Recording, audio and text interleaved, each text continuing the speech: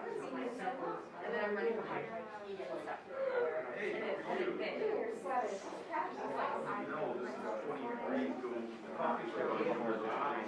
These are the remarks I would do. The release, I think these quotes are going to be more interesting than what's in the release, but just wanted to alert you today that basically Hoosier needed to Okay, was that something you told me? it's like a partial, give me a minute, and then we'll Happy Margaret's already and we use which one? use quotes, okay. My niece before this came, so that includes my entire from we went to just your eyes on her actual Thank you, I appreciate Yep, it. and then we'll say everybody needs But she That is the stupidest thing I've ever heard. I said, well, you've been around me 25 years and that's the stupidest thing. Oh, come on, I got a lot more worse than that. Set up the truck, pull the pavement, find a parking spot. How are you? You guys tested audio, is everything okay? I guess when the command is over to one some more demanding and just domination.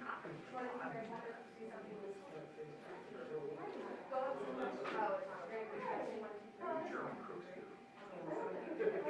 No one is live, I promise.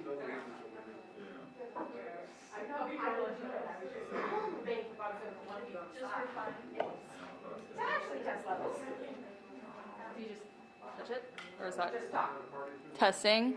Yep. Testing, 1, 2, 3. Is it? Everyone good? Yep. Leads?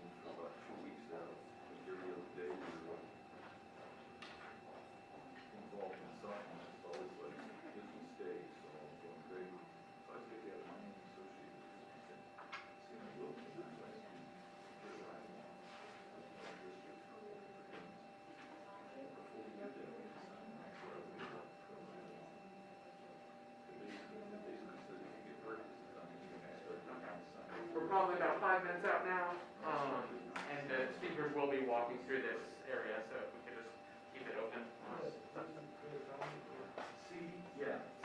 The deal was I gotta do this and I gotta do this. You can,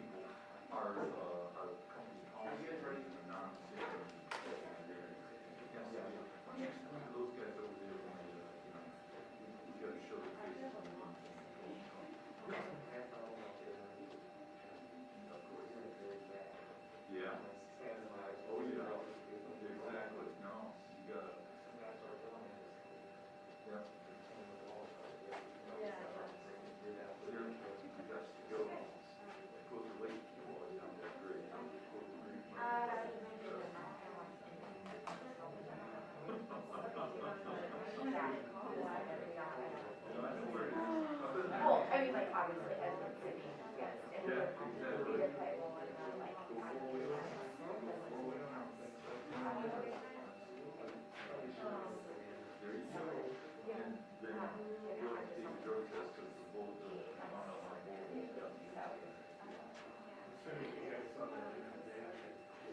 yeah, no, it's just,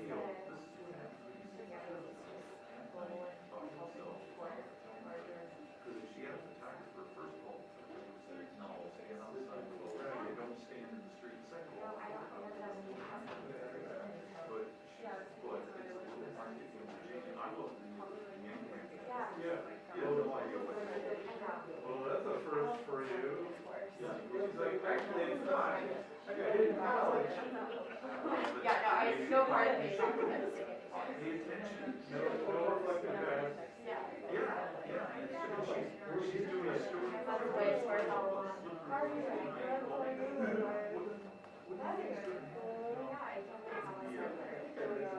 Last week, too.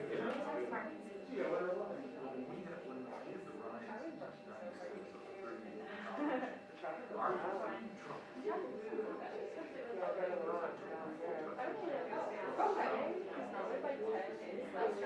38, our trouble.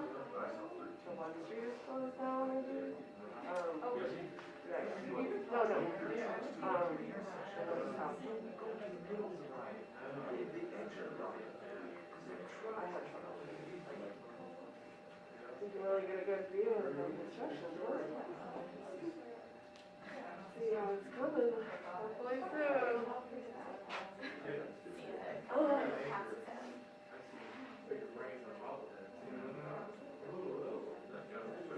Yeah, but we maintain the kids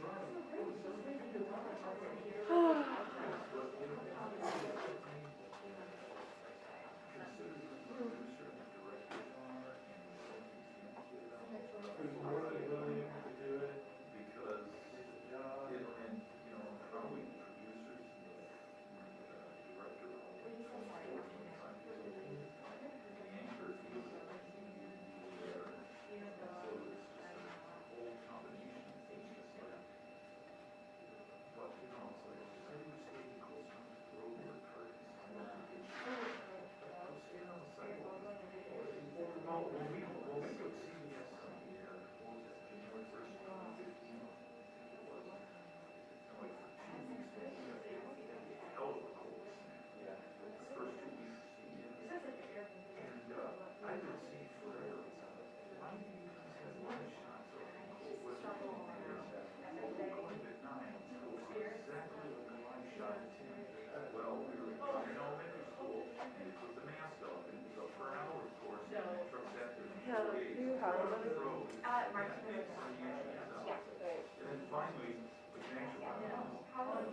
Maybe we should put the mask up. Yeah, there's a lot of. I don't know anything. I know when we talked, I literally just like got it back right now, and I was like, oh my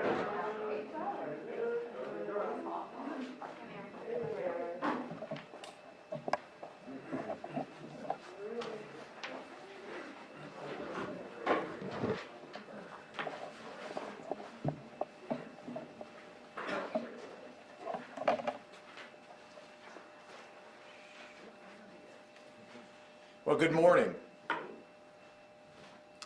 2 years ago, I stood here, this very place, surrounded by community stakeholders, some of whom are with us here today. We announced that we were taking steps to protect the tenants of Marion County against bad actor landlords. Only weeks later, the pandemic disrupted the world as we knew it, throwing renters into even further turmoil. Thanks to a robust local rental assistance program that has distributed more than $90 million since 2020, eviction filings in Marion County remain lower than pre-pandemic levels. But far too many residents still face poor and even dangerous living conditions, which is why we are here today Over the past several years, we've heard a parade of horror stories from tenants at Lakeside Point apartment complex. Stories of collapsing ceilings, of families going weeks without utilities, of maintenance requests going completely unanswered, of health issues caused by unacceptable living conditions, and fire after fire after fire. In short, stories of families living in already vulnerable circumstances, who must also navigate unsafe living conditions due to owner neglect. Residents understandably ask, how on earth can this go on here in Indianapolis? Well, since 2017, the Marion County Public Health Department and the city have diligently pursued civil enforcement actions, filing hundreds of violations against ownership of the property. Under current law, what has been less certain, however, is the scope of the city's authority to sue an owner when a pattern of violations adds up to a public nuisance, a pattern that threatens the health and the safety of residents and neighbors. What is beyond dispute, though, is that more action is needed, and that includes a creative application of existing authorities and clarification of existing law at the state level. That is why we welcomed a suit last summer from the Attorney General's office against Lakeside Point's property owners. This year, new bills have been proposed in both chambers of the Indiana General Assembly to clarify and address gaps in state law. We support those efforts. And in light of the ongoing decline in living conditions at Lakeside Point, the City of Indianapolis and the Marion County Department of Public Health are giving notice. If property owners do not make real progress toward fixing health and safety violations by January 31st, 2022, we will jointly file suit under the Indiana State Nuisance Law. There must be real consequences for charging Indianapolis residents to live in unacceptable and uninhabitable conditions. That should not be the way of life in any city, but especially not in our city. Furthermore, there must be consequences for the significant financial cost to Indianapolis taxpayers as a result of the owner's failure to maintain properties. Repeated IMPD, repeated IFD visits to Lakeside Point are costly to all of us. A family's lost wages due to housing disruption, that too is costly to all of us. So our message as a community is this: property owners are obligated to do more than cash rent checks. At the very least, the properties they own and maintain must be habitable. Lakeside Point's current owners have until the 31st of this month to make good on those obligations. At that point, the city will have no choice but to take legal action. So now I'd like to introduce the CEO of the Marion County Health and Hospital Corporation, Paul Babcock. Paul.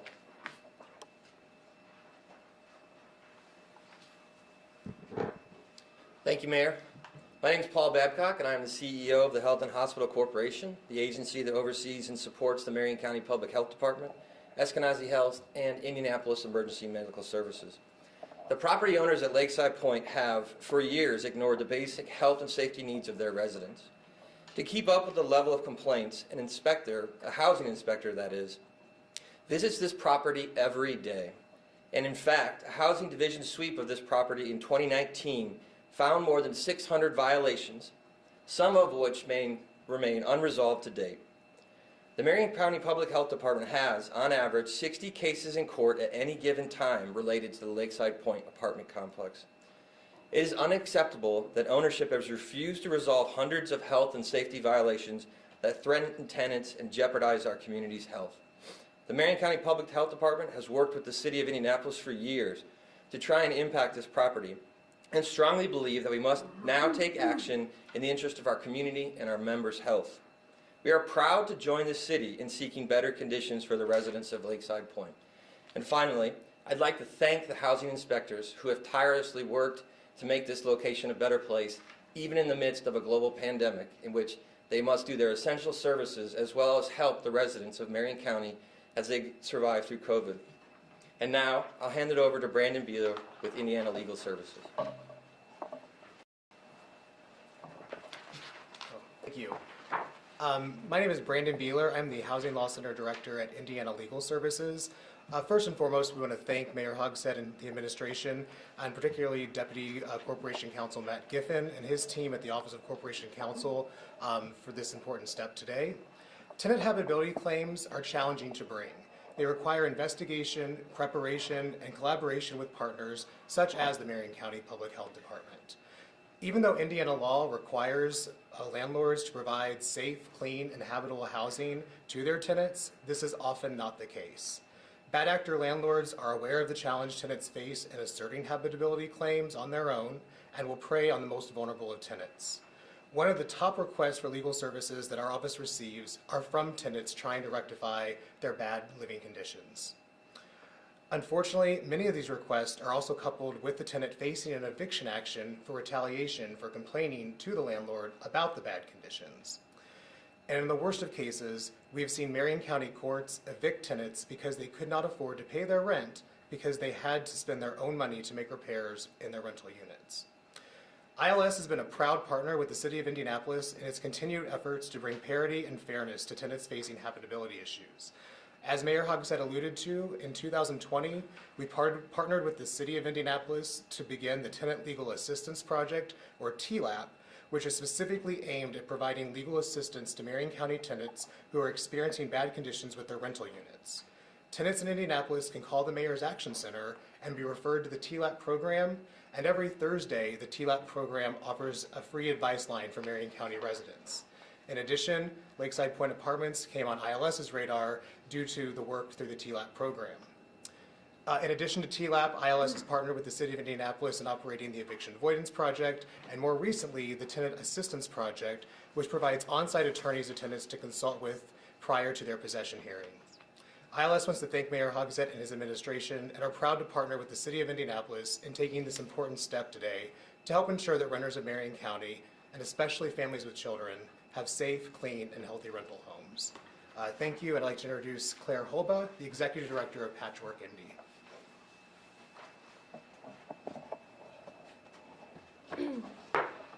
Good morning, everyone. My name is Claire Holba, and I am the Executive Director of Patchwork Indy, a 501c3 nonprofit based out of Indianapolis, Indiana. As we gather in this conference room to pursue yet another avenue for a solution for the residents at Lakeside Point, I believe it is important to highlight again that it is the residents who are living this reality every single day. At this moment, in the middle of an Indiana winter, there are numerous families without hot water, units without sufficient heat, and homes with mold and leaks and rotting ceilings. Patchwork Indy first became aware of the gross negligence at Lakeside Point through relationships with residents who came to Indiana through U.S. refugee resettlement. These families sought safety and a community where they could live with dignity. I have personally walked into the homes of many of these families who have come seeking refuge from war-torn countries such as Burma and the Democratic Republic of Congo. What I have witnessed is anything but a safe and a dignified place to live. I recall one woman, a young mother, living with her elderly parents and her infant children. She invited me into her home, and upon entering, into her bathroom. What I saw was a leaking brown substance into the bathtub where she bathed her children. This was later confirmed by the Marion County Health Department to be sewage leaking from the apartment above.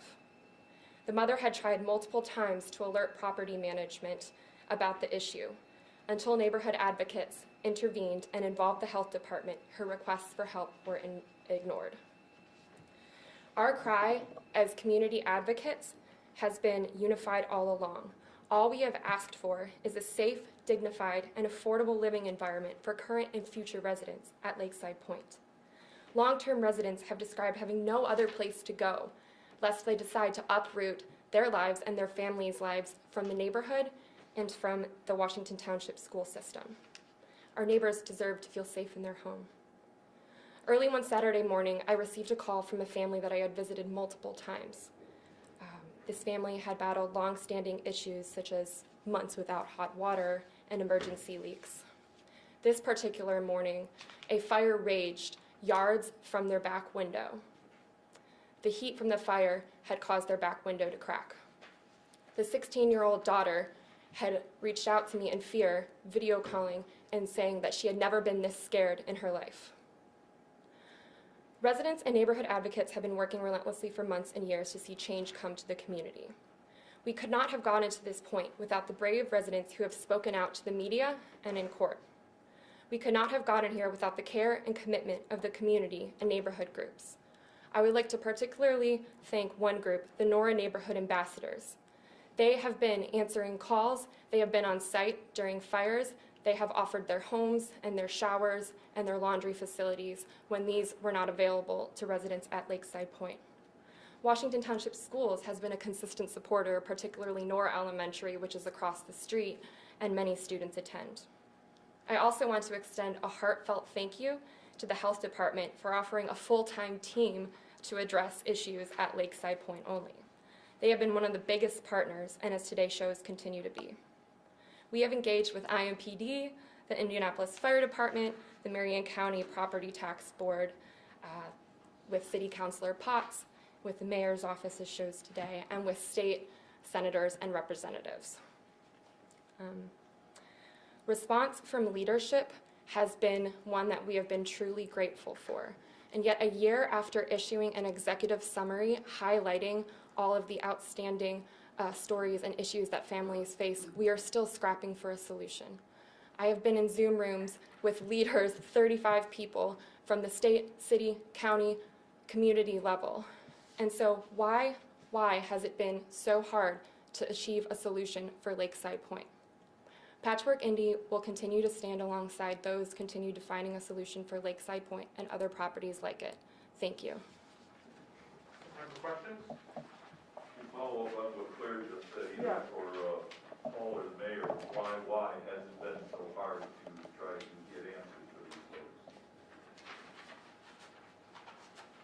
Matt? Our legal expert. My name is Matt Giffen. I'm the Deputy Corporation Counsel. I think the first thing we want to mention is that there are barriers under state law, as it's been currently interpreted, to some of the things that could be enforcement avenues for the city. But at the same time, the city and the health department have been pursuing the avenues at our disposal, and that includes all the violations and ordinance violation actions by the health department that Mr. Babcock mentioned. That is demolition orders for 2 derelict buildings on the property that the city has pursued, numerous vacant board orders that the city has pursued, a zoning violation action that the city has pursued, as well as other fire department and IMPD responses. So I think we have been using the tools at our disposal. What we're talking about today is bringing an additional tool to bear. And that additional tool would be what, and how is this threat of lawsuit different or supersedes all the other accumulated court actions that have already been filed? Why would this succeed? So I don't know that it supersedes at all the work that has been done before. It is another tool. in the toolbox where we want to push the envelope. The two words that stuck out in the mayor's remarks for me were creativity and clarification. We've not filed jointly with the Marion County Public Health Department a public nuisance case before. So that's pushing the envelope on the interpretation of the public nuisance statute. I'll go back to your first question, though. If I can just say, why is it taking so long? We have a negligent property owner that's not doing anything in response to years of suits from the Marion County Public Health Department and most recently from the city of Indianapolis, not to mention the Attorney General's office. They're not abiding by their responsibility as a property owner. That's why residents are living in conditions that are uninhabitable. We are looking at three things that stand out now that sort of push the creativity approach. One, I mentioned filing jointly with the Marion County Public Health Department. Secondly, there is real interest at the General Assembly on this issue of property conditions, of landlord-tenant relationships, I think from both sides of the aisle. And so our ability to file under the public nuisance statute and use this opportunity as a test case to shine a light on what might be discrepancies or unclarity within state law, I think helps us in the short term with the living conditions at Lakeside Point, and then in the long term with our ability to hold bad actors accountable all over Marion County. So what happens February 1st when your guy goes out there at 4:30 p.m. on January 31st and finds out there's been no improvement? Then at this point, if nothing has changed in terms of condition or ownership of the property, then the lawsuit gets filed on February 1st. Can we get your name, sir? Huh, sorry. Yeah, I'm Jeff Bennett. I'm Deputy Mayor of Community Development. Thank you. A quick question. So I think we all got kind of a summary, but could you explain what specific clarification you're hoping to get in terms of state law? We can go together on this. I don't know if we both. So there's the current state law. There's a statute that was passed in 2016 that took effect in 2017, SEA 558, that at least under some interpretations handicaps the ability of a city to prove that a nuisance exists through calls for emergency services, so a police, fire, EMS, and then to recover damages based on those same calls for emergency services. So it doesn't remove the city's ability to use the nuisance statute, but it diminishes its effectiveness, at least under some court interpretations of that law. So we have what is really the difference between, as Matt said, a court's interpretation of that statute and what we believe was the legislative intent, which was not to limit a city's ability to use that statute to go after bad actors. A couple more probably. Do you see this lawsuit as a potential test of court's interpretation of SEA 558, and do you think that will overturn the 2018 decision? The 2018 decision that you mentioned has a number of different aspects. It's not just concerned with SEA 558.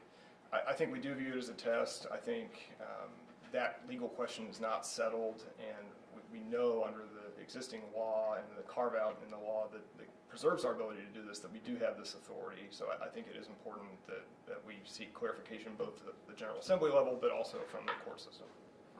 In the short term, is there anything you can do between now and January 31st for the folks living in these substandard conditions to accelerate, get them out, get them into public? What can you do for some of the folks that are living there now?